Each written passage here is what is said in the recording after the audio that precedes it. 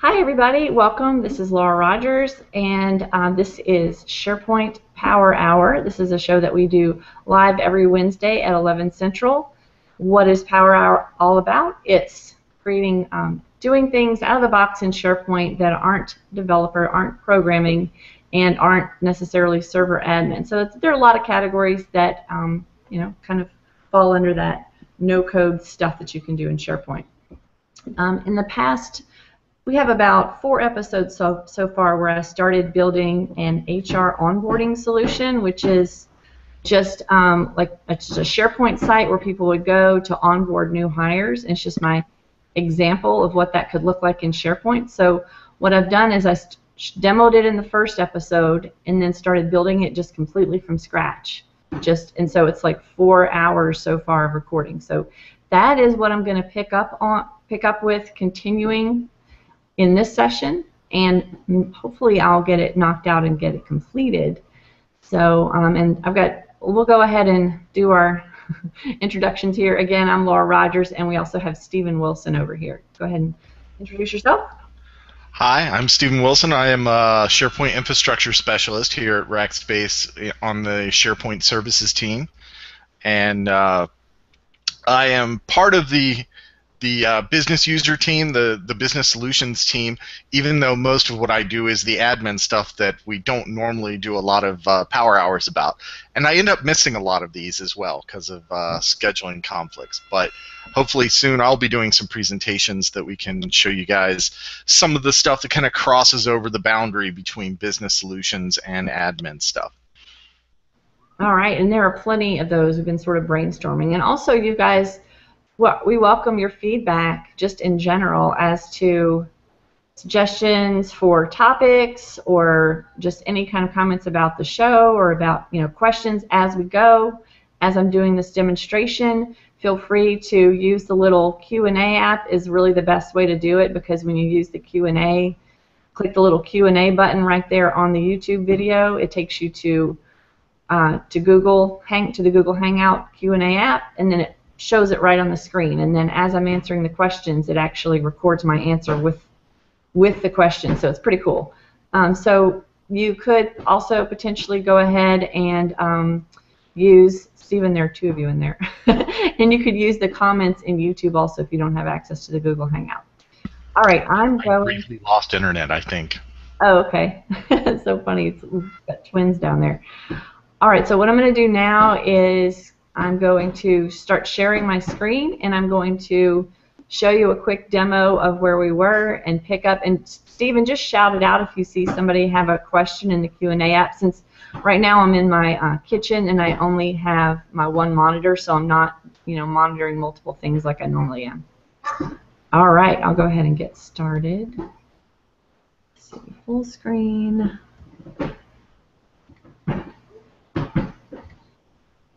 Okay, so let me get my virtual machine pulled up here. And here is the onboarding site that we started building. And this is kind of, we didn't do a ton with visually, sorry, I got a baby here. We didn't do a ton visually with what the site looks like, but we did do a ton with the workflows. So I'm going to go ahead and show you real quick where we left off. You know what? I'm going to have to go put her in bed. Yeah. The baby has vacation. Her daycare is closed today, so she's on vacation. So I'm going to let Stephen talk to you for a minute while I... You got to love it when the babies get vacation and we're still working. I know, really. So I thought, well, see, I was debating all morning whether I should do the power hour because of having the baby here. Because it's exactly her lunchtime, right, when we do power hour. So, but then it's exactly her nap time. So it looks like she's done. And Stephen, you were telling me a funny story about some upgrade you were doing, like from 2003 or something. You could, I don't know, entertain her for a minute while I do that, okay? Yeah. So the funny story she was talking about, it's only really funny to SharePoint people, but I had a customer who has 2003, 2007, and they want to upgrade to 2013. So they have a 2003 server, but they're convinced that they've already upgraded to 2007. And when I'm looking at their farm, I go into Central Admin, it's 2003. I go into the page, it's 2003. So we're talking about the upgrade strategies. And they want to go 2003 to 2007, then 2007 to 2010, then 2010 to 2013. But then towards the end of the conversation, after we've had all this talk about upgrading the two farms, moving them all the way to 2013, the customer stops and says, oh yeah, there is one other thing, and they go to the front page of the 2003 farm. They were like, this page, we want to upgrade everything, but we don't want this page to change at all because it'll confuse the users. And I was like, oh, all right. And then we got off the call, and I was talking to the person who was on the call with me, and I was like, so did I get that right? They were asking us to upgrade it through 10 years of technology but changed nothing. And he was like, I think that actually was the request. They really meant, they just want it to be on a new server, but they really don't want anything at all to change. Technically, that's probably going to be possible. It just depends on whether they actually go ahead with it. There were a lot of things that were involved that, because they didn't know that they were using 2003, they didn't realize there was going to be another step involved. So the biggest thing when you're planning your upgrades is to remember that inevitably some things are going to change. And it's often best not to leave the expectations with the users that you can upgrade from one version to the other and leave things exactly the same. Even though it's technically possible in a lot of cases, especially in the case of 2013. 2013 can run 2010 stuff and leave it pretty much exactly intact. But if you give them that expectation that they can have everything exactly the way it was, and you're just upgrading the server infrastructure underneath it, they'll never really be ready to do the upgrade itself. So what I recommend instead is you try upgrading from whatever version you're going from to whatever version you're going to. Try and get the version up and running in the new look and feel. Clean it up a little bit. Then have them look at it and see if they think that that'll be too confusing for the users. Because you can have the same content, but you can freshen up the look. You can leave things in the same place, but they really wanted like all the icons to be the same, all the colors to be the same. They wanted the page to be untouched, which is going to be very difficult to do through, 3 versions of SharePoint. So leaving the expectation that there are going to be some changes, but being willing to work with the users is probably going to be much more likely to give you a successful outcome. And in the end, the users really don't mind a little bit of change. They're just worried about the change. They're afraid that it's going to be something that is going to disrupt their workflow. But if you can show them what it's going to look like before you do it, if you can take the databases, migrate them into the new version, and take them on a tour and say, how about this? Is this okay? Is it, is there something that we can do to make it better, even though it does look a little different? So managing that sort of change can be really helpful for the users. So Laura just appeared. Like on my side, it was like you weren't there, and then boom, like you were. I'm back. All right. She's pretty tired, so she's in bed. Okay, so let me go back to my screen sharing. Thanks, Stephen. I could hear you like across my house when I could hear your funny story. So it's some good advice, by the way. All right, so again, just let me know if people have questions as we're going. So what we have here is a new hire list. So as we hire people, they're going to go through this workflow of, it's going to basically have a manager has to approve it, then you have 3 parallel tasks. And then after that, if it's IT, they have a special task just that has to happen with new IT employees. And then after that, they're going to have an HR approval, and then the employee goes through orientation. And let me turn this TV off. There we go. Sorry about that. Okay. So that's what the process is. So that's what we're in the middle of building, and I'm going to get right to it. And to catch up, you can watch those other 4 episodes, those other 4 hours of what we've been doing. All right, so here is the workflow. We set the variables that we're going to need. So for example, if it's executive, then the task priority is going to be high. And then in the manager approval, we find out if it's approved. If it's approved, then it goes on to the 3 parallel tasks stage. And if it's not, it goes to the rejected stage.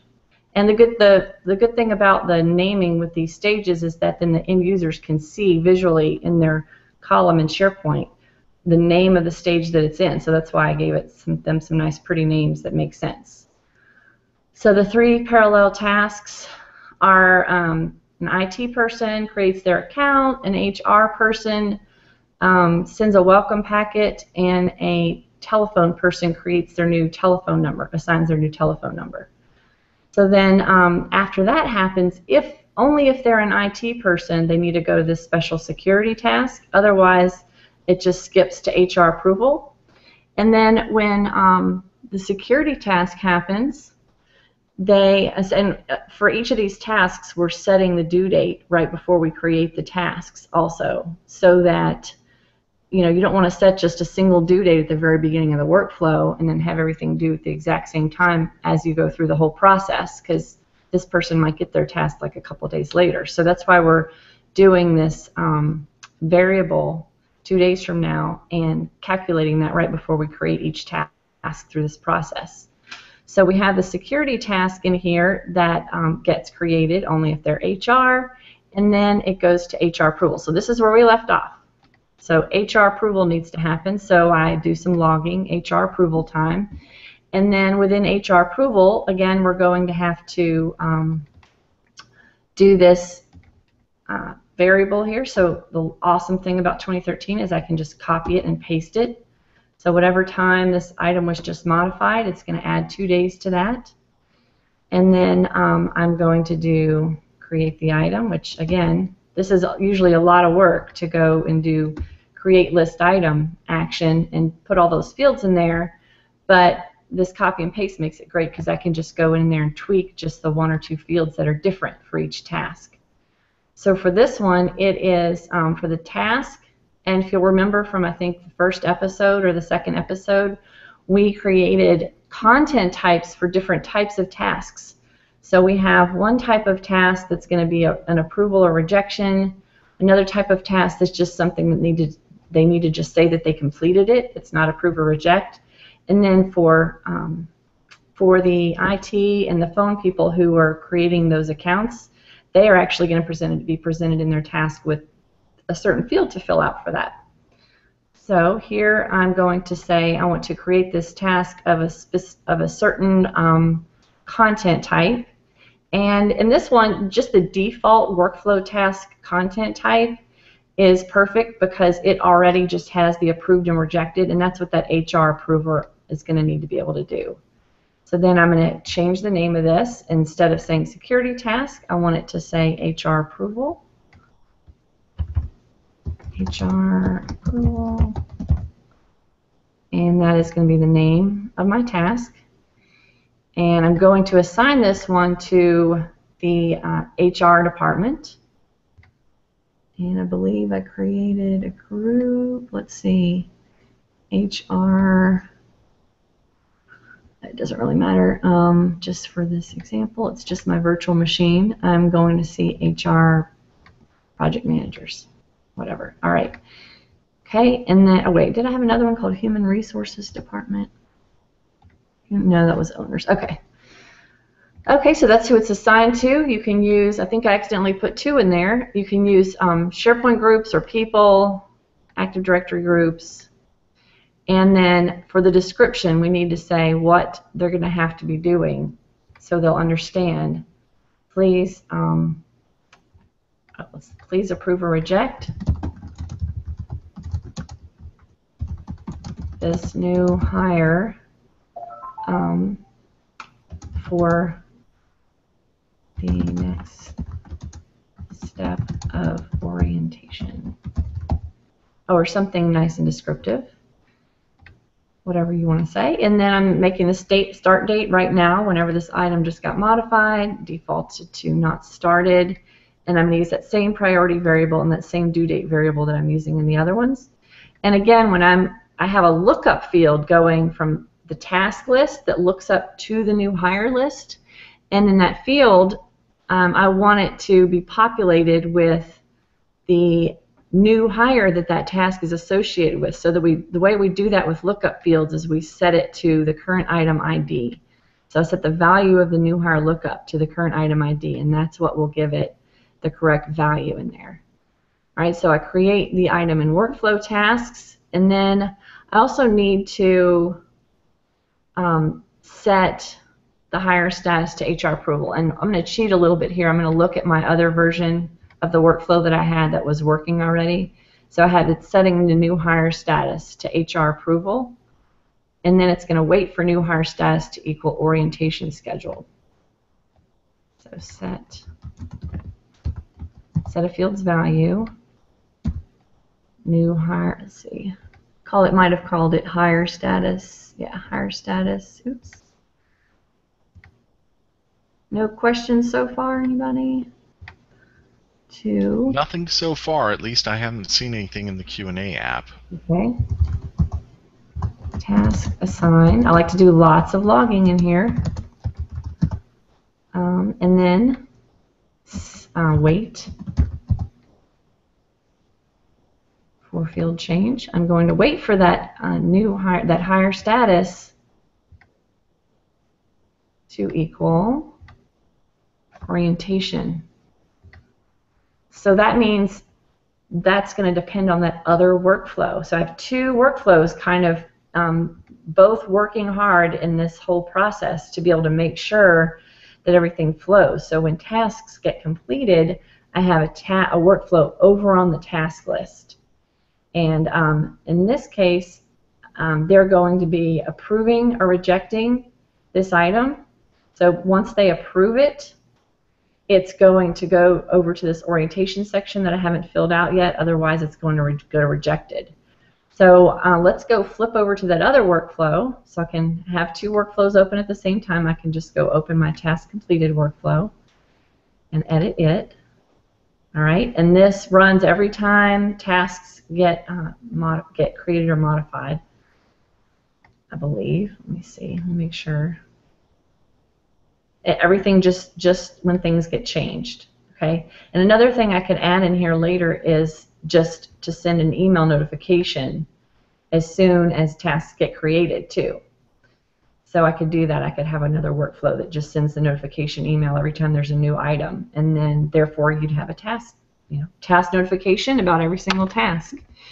And all right, so if it begins with new hire, update it. If it begins with create new account, I did this fancy thing where I had this count and I was adding them up to 3, and therefore it would know how to move forward to the next part of the workflow, because if it's waiting for 3 parallel tasks that could happen anytime, it's going to wait for this one field parallel count to equal 3, and then this other one moves forward. So that's how I'm getting from on the new hire when I'm waiting for parallel count to equal 3, and that's how it moves forward. So now I have a couple things I need to do. I need to make sure that I know when the security task has been completed. So when the security task gets completed, I need to do this. So what's the security task called? It starts with the word security task. That's easy. So, and I'm looking at just basically what each task name begins with. So it begins with security task. I'm updating the item in new hire, and then another else. Got to put my cursor in the right place to do another. Oh, remember I didn't do else's in here. Remember it was a big mess, so I just did a bunch of separate if statements because it started nesting them and nesting them and nesting them in all these little buried little branches, and it kept going deeper and deeper. So I'm going to put my cursor in the correct place and go if, and create a new one, if any value, if task name begins with. In this situation, you'd want to make sure that they don't have the ability to change the task name. So this HR approval is going to let me make sure I know what I'm calling it. So let me go back over to this other workflow. What am I calling the HR approval task? It says HR approval, of course. Okay. So it begins with HR approval. Then do what? Then I want to update the item over in the new hire list. So new hire list. And I want to update the new hire status. So if they complete the HR approval task, I want to, and let's go look at what it's going to do, where do I want to go? So once they complete this task, I want to set new hire status to equal orientation from the other workflow, and therefore this workflow will move forward. So I'm going to go set that field to equal orientation. Hire status. Oops, I did current item here. Let's see. New hire list. Hire status to equal orientation. All right, we're getting so close to the end. Where, and then this is where you do the lookup to match it, where the ID of the new hire is equal to the new hire lookup field. And you can just do that lookup value as an integer. That's fine. Sorry, I'm losing my voice already, and I think I talked like 8 hours straight yesterday. I had a whole bunch of meetings back to back, so my voice hasn't really recovered. Okay, so I updated the new hire. How do you get through a week of classes? Yeah, that's true. And then the week of classes was right before that. And then, of course, I would want to do logging in here as well. Make sure I put that in each place so I'll know what the heck is going on when this workflow runs. So like this one says, approve new hire task completed. This one is going to say, create new account. Task completed. And log. Create new phone. And this one is send welcome packet. And this one is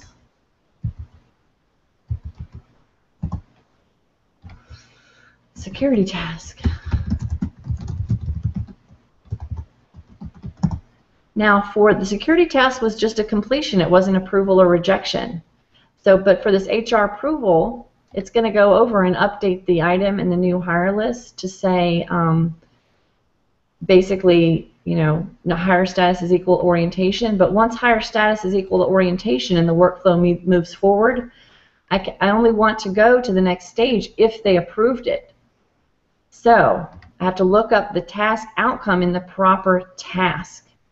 So my data source is the workflow task, and I'm going to find out what the outcome is. I need to know if that's approved or rejected. So my data source is workflow task, field task outcome, where, and this is the important part, where the GUID of the task is equal to this task GUID. See right here, it created the workflow task, and I have a variable over here called task GUID. So since the workflow is still running and waiting, it still knows this value. So I'm going to wait, and I'm going to go update. I'm going to go wait for this. Sorry, I'm going to go look at this value of this specific task with this task GUID that I got from this as this variable when I created the task. So I'm looking for that value to equal approved, and then I'm going to, if it is approved, I'm going to go to orientation. If not, I'm going to go to rejected. Let me make sure I equals. I'm just going to re-select that. Yeah, I just want to see if it was going to give me a drop-down box. And I did the same concept up higher, and I did that when I did the other day for the other part. So workflow task outcome equals approved, and then it went to the. So again, some of them are approvals, and some of them are just completions. And so this is the reason I'm doing it so complicated is because this more simulates things that we see in the real world when we're creating these real processes. It's it's not ever just straightforward. It's just approve, then approve, then approve, then approve. At least it ends up kind of getting crazy sometimes, right? Do you all see that happening with your processes? I guess if you didn't see that happening, you probably wouldn't be watching these, right? Okay, so if it's approved, you go to orientation. If not, you go to rejected. So orientation is going to have orientation. I'm going to do like the same pattern here that I'm doing. I'm going to go copy this one, paste it. I have to go look again at sheet on my working workflow and see what I'm setting the status to, if anything in here. So I do my variable. I'm going to create this one last task, orientation. Okay, and this task just needs to be completed. It doesn't need to be approved or rejected. So I'm going to change it to my other content type that I created that's just going to have a completed button as the only outcome available. All right, so this one's going to say go to orientation.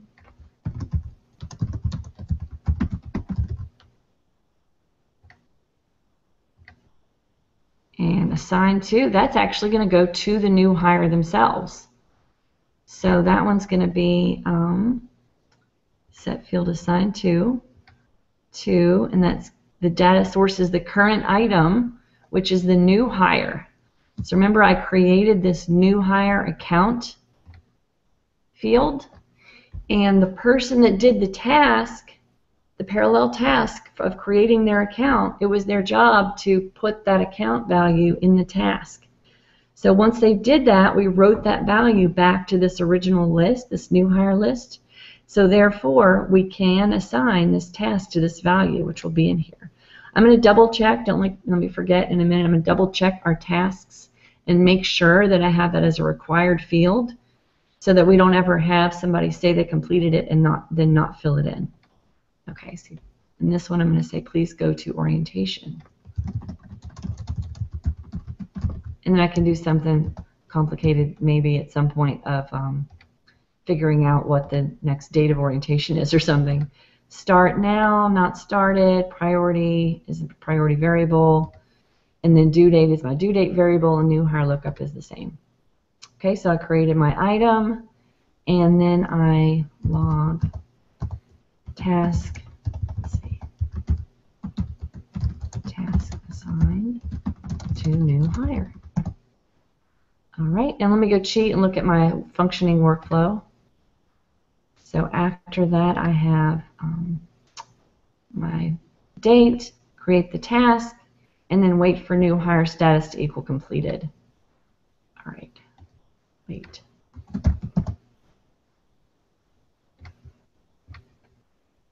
Hire status to equal completed. So how is it going to equal completed? You're seeing a pattern here, right?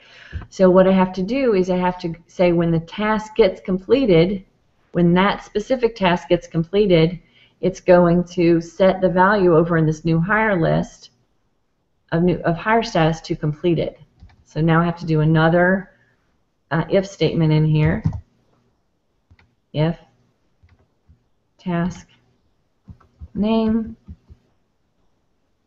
begins with, and I can say go to orientation.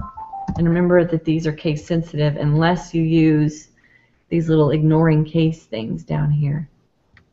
Okay, so begins with go to orientation, update list item. I'm going to update the new hire list hire status field to say completed. Woohoo! Where the ID of the new hire is equal to what's in the new hire lookup field. Lookup value is integer. Okay, and I'll go ahead and just stick some logging in here. Log HR approval completed and log orientation completed. That sets it to completed. All right, and then what happens? So it waits for it to equal completed over here, and then it, again, they're not approving or rejecting it, so we don't need a condition in here. It's just going to completed.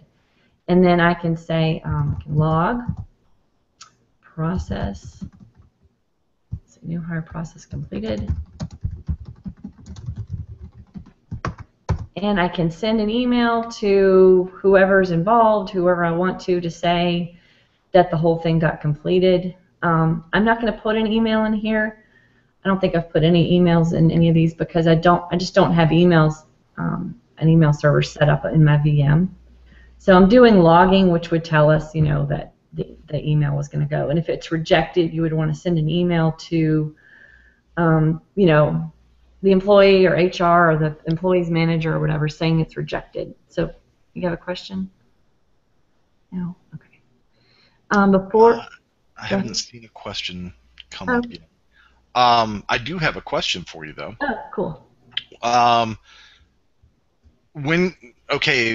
The workflow tasks, do they show up in the assigned tasks in your My Site? Yes.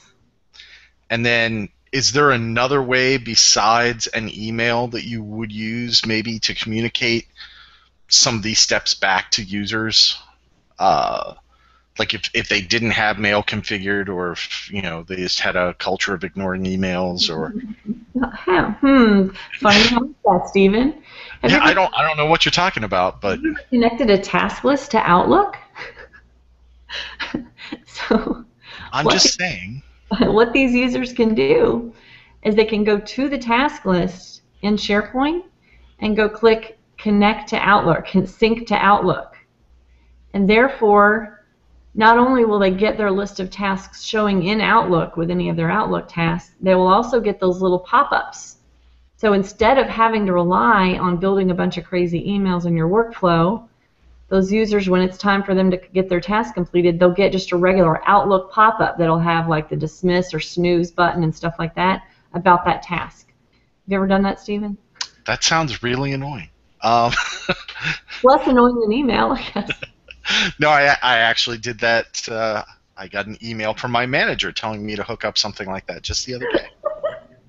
That was your manager, me, being lazy and not wanting to have to create the workflow that sends all the emails. Exactly.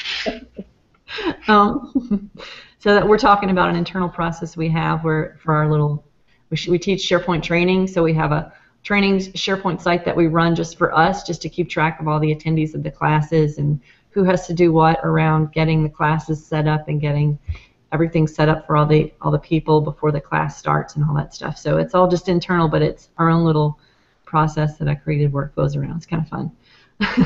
So that's another thing that you can do is have the user sync. And you know what? For mine, Stephen, it's really interesting because I had not synced my task list to Outlook. I had a different list on that same site that was just a contacts list. It was like this, like a SharePoint contacts list. So I had synced that to Outlook, and I still got my task pop-ups, which I thought was really interesting. That is interesting.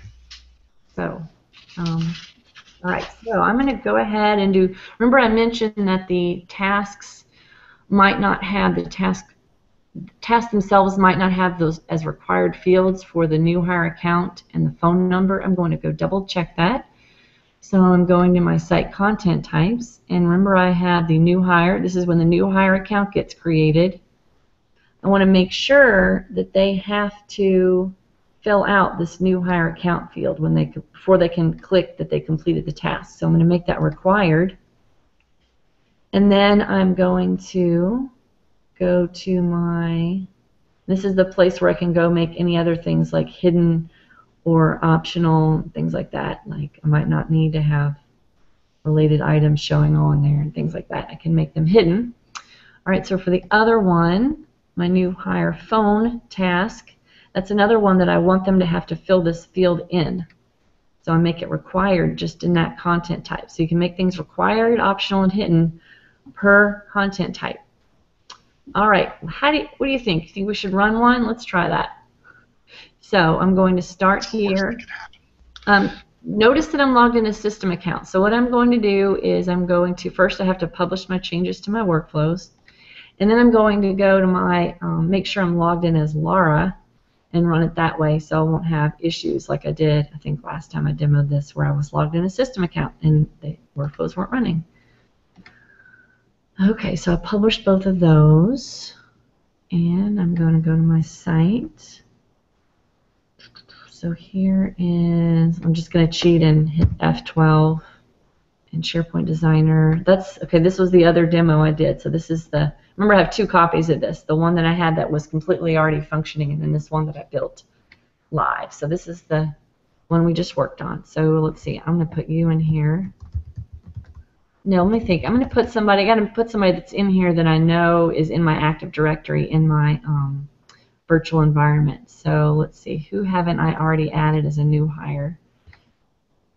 Todd, Jennifer, and Ben Ross. I'm going to put Randy Driscoll in here because I want them to be able to have an account so I can fill out the new hire account field. Okay. Randy, department. I'm going to make him a non-IT person, so, and then I'll try another one with an IT person, because remember, it's going to do something different. Company, doesn't matter, job title, branding dude. By the way, Laura, from the look of your battery status, you may not make it another 20 minutes. Oh, good to know. Okay, so he's going to be corporate. Because I've got my computer up here in the kitchen, and I left my power cord downstairs in my office. So, you know what? I'm glad you noticed that. I'm going to go grab that real quick because it gets sucked down real quick with my VM running. And then in the meantime, we can just watch this and see. Oh, look, it went to manager approval. I'll be right back. It'll be like 1 or 2 minutes.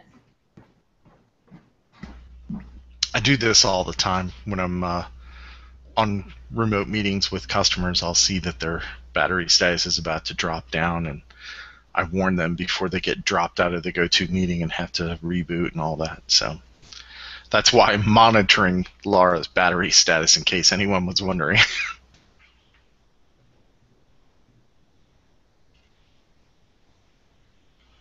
Don't forget that you can ask questions. You can either post comments in the YouTube page, which we don't tend to notice very often because we have to refresh the YouTube page, or you can use the Q&A app on the side panel of the Google Hangout, install that, and then just enter your questions in, and we should be able to see them pop up on our side, hopefully. I'm back. Let's let this in. An interesting power hour this time, huh? Hopefully we have a lot of patient people out there. Okay.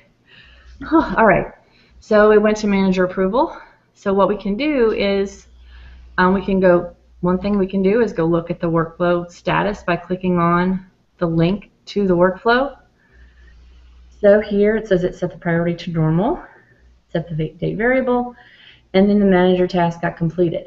So remember the other day I think it was in my last episode, I created this concept of the dashboard.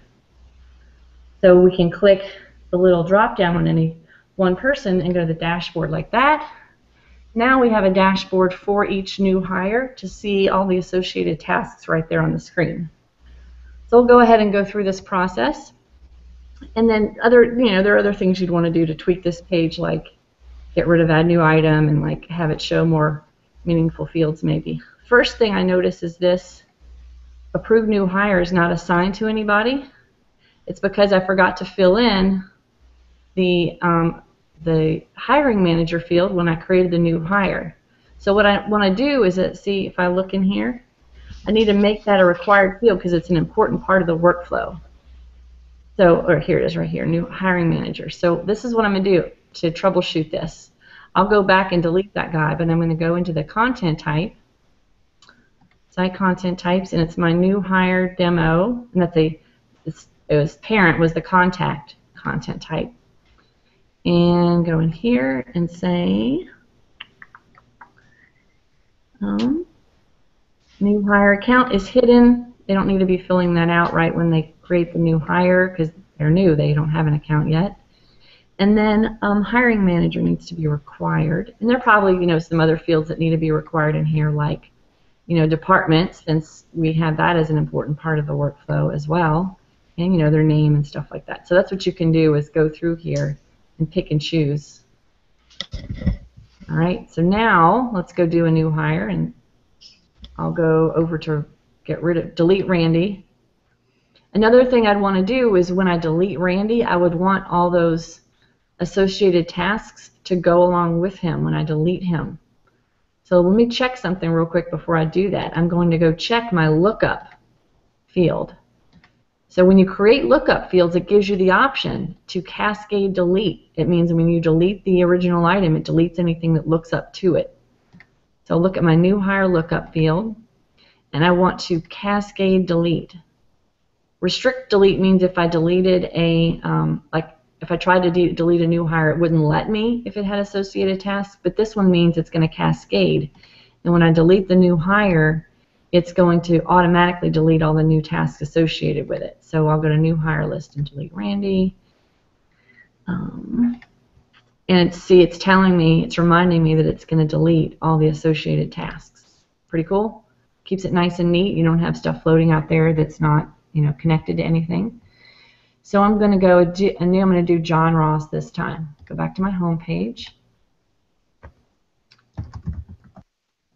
John, he's in HR.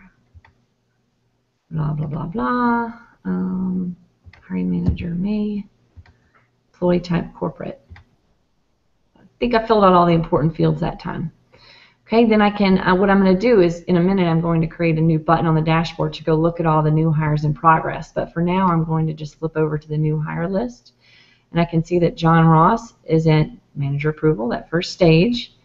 And I can go to his dashboard. And I can see that now the task got assigned to the right person. It got assigned to me because I'm the hiring manager. So the hiring manager is going to open that task, edit it, and I have my approve or rejected button, so I'm going to go ahead and approve him. There are a lot of different things in here that we probably want to go in and tweak before we put this into production, like, for example, giving them an edit button instead of taking them to the display form and then they have to hit edit, and making the workflow task a pop-up instead of taking you to the page. Just little things like that that you would want to tweak here and there. So now it looks like the 3 parallel tasks got completed. Pretty cool. I'm going to, so John Ross got assigned, IT, create account, SharePoint group got assigned to create the new account. So when they go in there to edit their task, again, it's a required field. Remember, I made it a required field. So new hire account is going to be, I went ahead and created the new hire account. I fill it in, and then I have to say that this is completed. So I'll go ahead and mark it completed, and then automatically sets task status to completed when I use the completed button. All right, and so that one task got completed. Now watch this. When I look at, I'm going to add that column here, the one that I created that adds up the 3 parallel tasks. I'm going to add it to this view so I can watch what it's doing as I go. Of course, in the real world, you might not want to see that necessarily. You might not want end users to see that. But for our troubleshooting and as we're creating this and testing it out, it's just one thing that we like to be able to see. Okay, it's editing the current view, and I called it parallel count.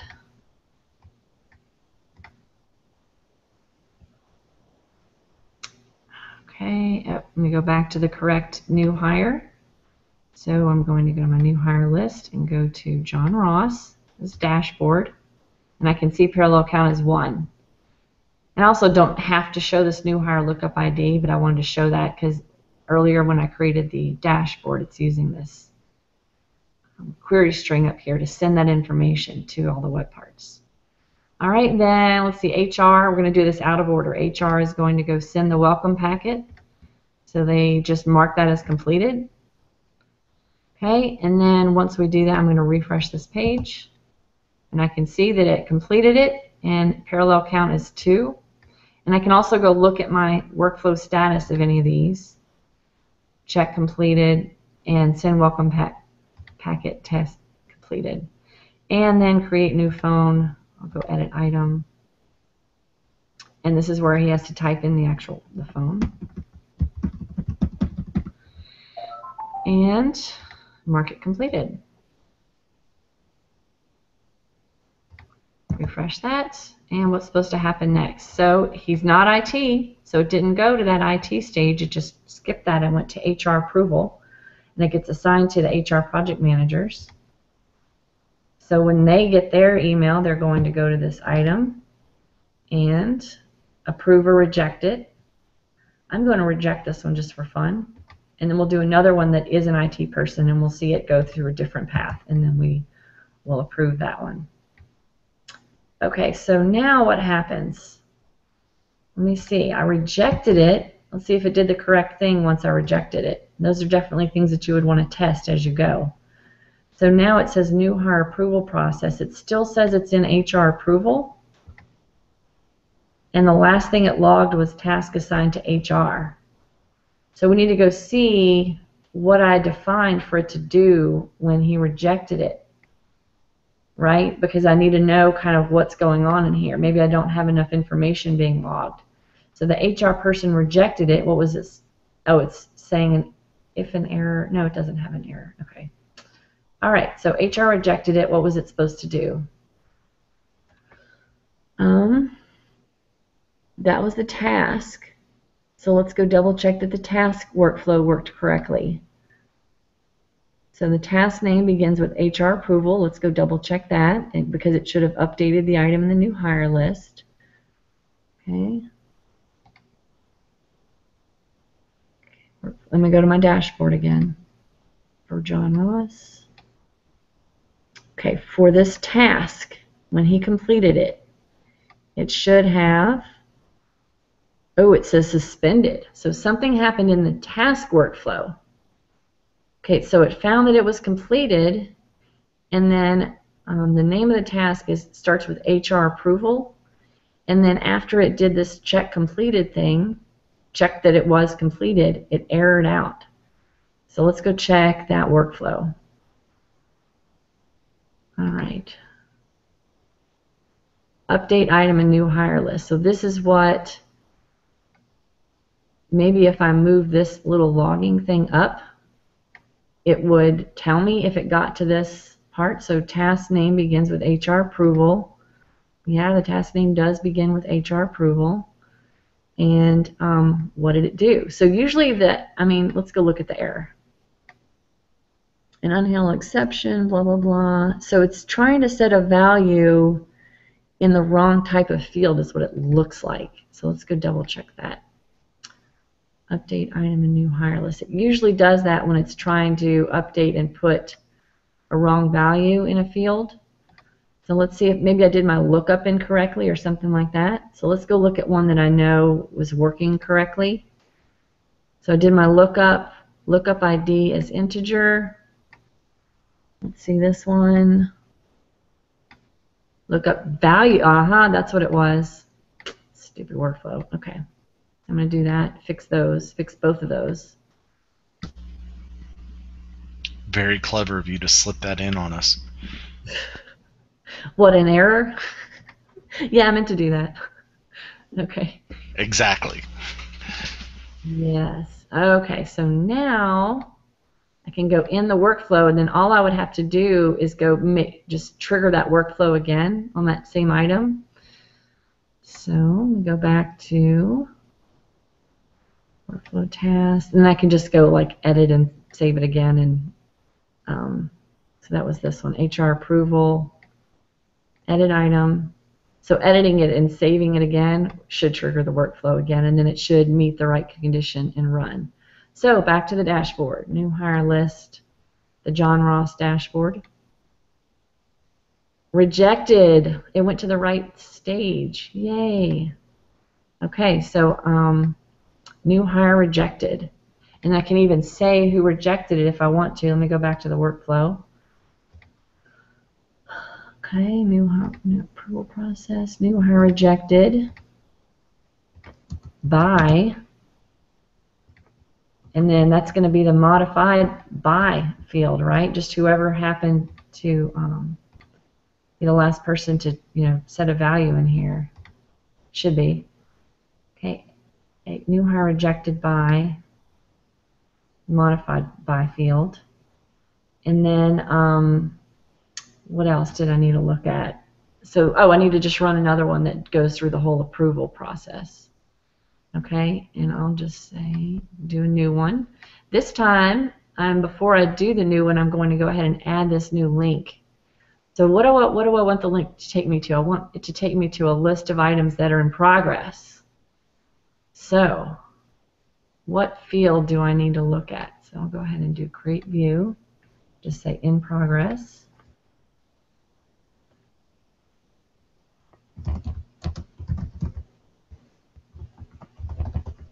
I've only got a few more minutes, so let's see. Sort by, I'm going to do modified descending. I like to have the newest ones on top. And hire status is not equal to completed.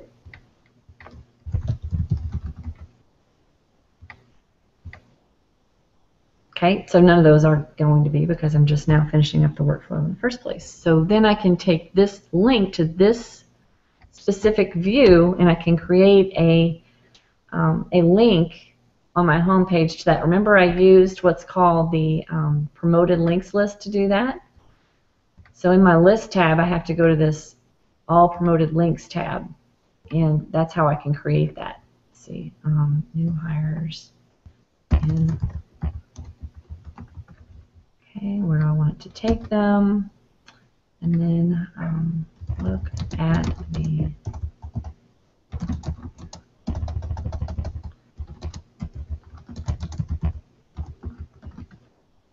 and then I can say whether it's, I'll just say in-page navigation. Then I can pick a pretty picture to go with that if I want to. Let me go ahead and do that. I've got a little site collection images library up here that I can go pick a pretty picture from.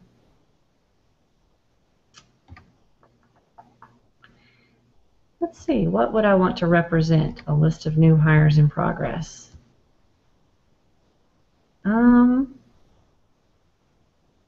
This one looks good.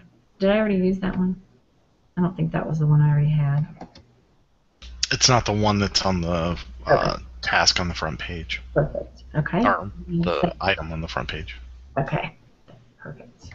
So then to edit this list of promoted links, I have to go to the all promoted links view and then just edit this one item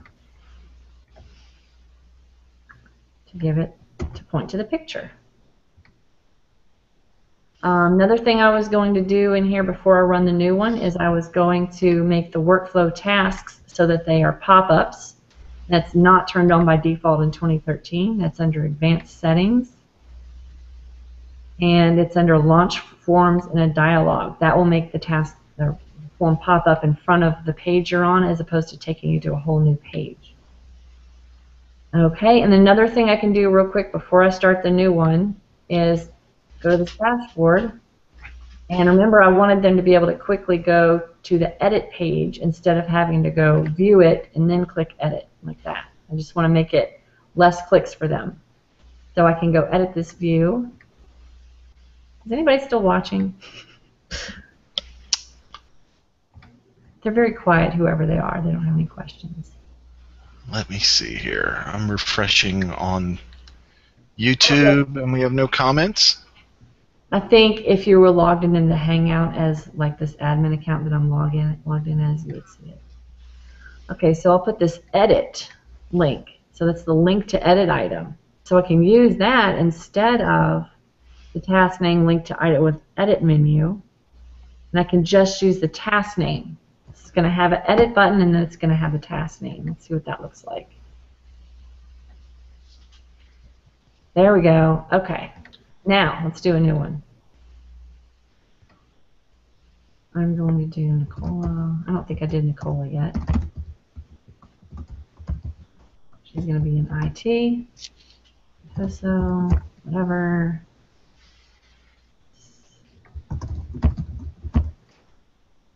Hiring manager is important. I'll just say Shane hired her. And she's going to be executive. All right, so now she's been completed. So how do I go see what's happening? I'll go look at the workflows in progress.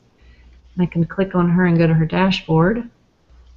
All right, let's see if her workflow started yet. Oh, look, I'm logged in as system account. That's what I did wrong. Let me go back to the home page, logged in as this other account. So I'm forgetful. And I have to, I'm going to manually trigger that since I didn't. Oh, I'm going to kill the one that's running. I think it got messed up because I was logged in as system account. I'm just going to trigger it to start it again. Sorry about that. Got a couple more minutes. Manually start it instead. Okay, so now I'm on her dashboard and I should see the first task get created. All right, there it is. Sign to Shane. Shane clicks edit. Look at that, it comes up in a pop-up. Nice. Shane approves it. And then I need to refresh my page again. I guess you could use those little asynchronous, those little web part settings if you wanted to make it refresh automatically, Stephen. Have you ever used that? I haven't used it. I will say that dialogue pop-up is one of my favorite features of the 2013 interface, though. Oh, really? Yeah. Like, even with the promoted links, like being able to open up things in the dialogue, like putting a calendar in a promoted link so that the calendar comes up on the page, and then they can just close it after they're done. Yep. Okay, I fill in the phone number, click completed, and do the welcome packet. That one doesn't require any fields to be filled out. They just need to click completed. Now, what I would really want to do in the real world is make it so when they open those tasks, they don't have the option to change any of those fields. All they could do would be to, approve it, reject it, complete it, or whatever. So I don't like the fact that you have to go to this edit form in 2013 to be able to get to your buttons. If I'm just on the display form, I'm not going to see the completed, approved, rejected, stuff like that, unfortunately. All right, so this is the one. Remember, I made her an IT, so since she's in IT, she gets this extra task gets created for security to take care of. So I'll go complete that. It got assigned to IT security. I'll refresh the page again, and HR approval got assigned. Another thing, just real quick, having to do with this view, I've got 2 minutes left, that I would want to do is group these so I can quickly see which ones we're waiting for. So my workflow task view, you wouldn't necessarily want end users to be looking at the workflow status, but then also you would want to can go group these by the status, task status. So that way they'll just show like that, and I can easily go see which ones haven't been done yet. Okay, so this is, let me get to the right new hire again. Every time I edit the web page, it goes back to just like it's not filtered by anybody. All right, and HR approval, approved. Last time I rejected it, remember? And then I can go refresh this again. And orientation. So now Nicola, who's the new hire, needs to go to orientation and say she completed it. Okay. And let's look at the workflow status. Completed, yay. So here, as an overview, since we're almost done now. Priority set to high because they're executive. Set the date variable. Manager task created. 3 parallel tasks. Security task because employees in IT. Then HR approval. Then task assigned to HR. Orientation task. New hire process completed. Awesome.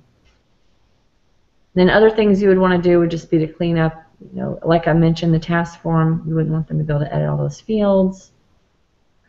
You would want to maybe clean up your views and things like that so that it has the fields people need to see. Any questions? Anyone? I'll go ahead and stop my screen sharing. I'm not seeing any questions Okay. on the Q&A or on the comments page yet. All right. Well, okay, 5 viewers. I'm just going to say that the onboarding demo is wrapped up, and then we'll go ahead and proceed with our regular Power Hour next week, Wednesday at 11 Central, and we're signing out. Bye, Stephen. Bye, everybody. Bye.